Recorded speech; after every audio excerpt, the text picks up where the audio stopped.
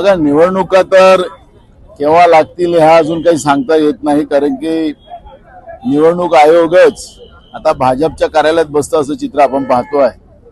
देशाचे प्रधानमंत्री नरेंद्र मोदी परवा लाल किल्ल्यामध्ये बोलत होते की 1 नेशन 1 इलेक्शन आम्हाला आणायचं आहे, पण देशामधल्या 4 राज्यातल्या निवडणुका पण घ्यायला ते घाबरतात आणि त्याच्यामुळे 2 राज्यातच निवडणुका त्यांनी जाहीर केल्या.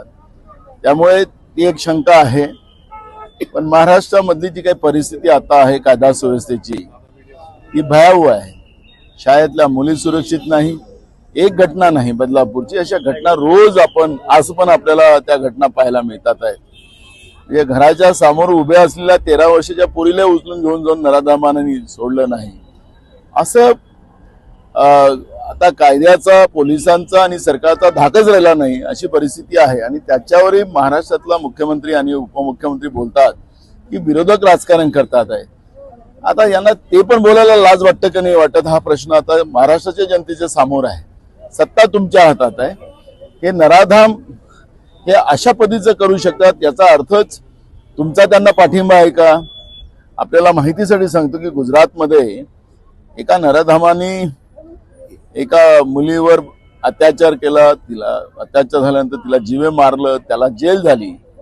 पण त्याला भाजपच्या लोकांनी सोडवलं आणि जेव्हा तो जेलच्या बाहेर आला तर त्याचं, जसं त्यानं देशातला काही फार मोठा चांगला कार्यक्रम काम केलेला आहे म्हणून त्याचं स्वागताची एक जय्यत तयारी गुजरातमध्ये आपण पाहिली. म्हणजे ह्या नराधमाला असं वाटतं की भाजप सत्तेत आहे, भाजपचं अलायन्स सत्तेत आहे, तर आम्हाला सगळी मोकळीक आहे. अशा पद्धतीचं चित्र आज महाराष्ट्रामध्ये आपण पाहतो आहे. आणि त्याच्यात हे लोक असं बोलत असतील की विरोधक राजकारण करतात. आम्हाला राजकारण करायचं नाही आहे. आज कोणाची तरी मुलीचं झालं, उद्या कोणाच्या तरी मुलीचं होईल. आणि महाराष्ट्र हे छत्रपती शिवाजी महाराजांचा महाराष्ट्र आहे. आताच आपण त्यांना नतमस्तक झालो. इथं महिलांचं सन्मान असलेलं हे राज्य आहे. या शाहू फुले आंबेडकरांच्या महाराष्ट्रामध्ये असं चित्र होत असेल ना, इथं शेतकरी सुखी आहे, ना छोटा व्यापारी सुखी आहे, ना आमचा तरुण शिकलेला मुलं मुली त्यांना हाताला काम नाही, असा बेरोजगाराचा महाराष्ट्र हा निर्माण झाला.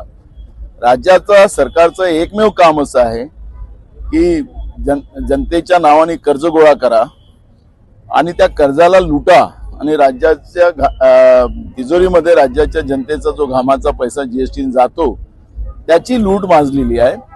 आणि 3 तोंडाचं हे सरकार आहे, लुटमार मध्ये लागलेलं आहे, लुटोबाटो मध्ये लागलेलं आहे. आणि त्याच्यामुळे राज्यातला कायदा सुव्यवस्था आणि हे सगळ्या गोष्टी संपल्यामुळे आज आपण पाहतो की ही तुम्हाला निवडणुकीची रॅली वाटतं, पण हा सगळा जनतेचा आक्रोश आहे आणि हा रस्त्यावर आलेला आहे.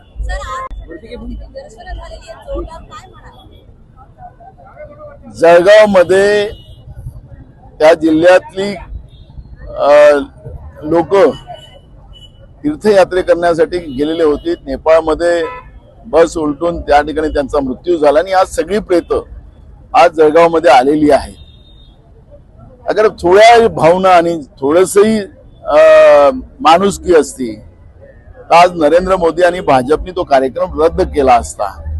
एकीकडे जनतेच्या डोळ्यात अश्रू आणि एकीकडे हे उत्साह साजरा करतात आहेत. म्हणजे संवेदनशील प्रधानमंत्री या देशाने पाहिलेला आज आपण महाराष्ट्रात पाहतोय.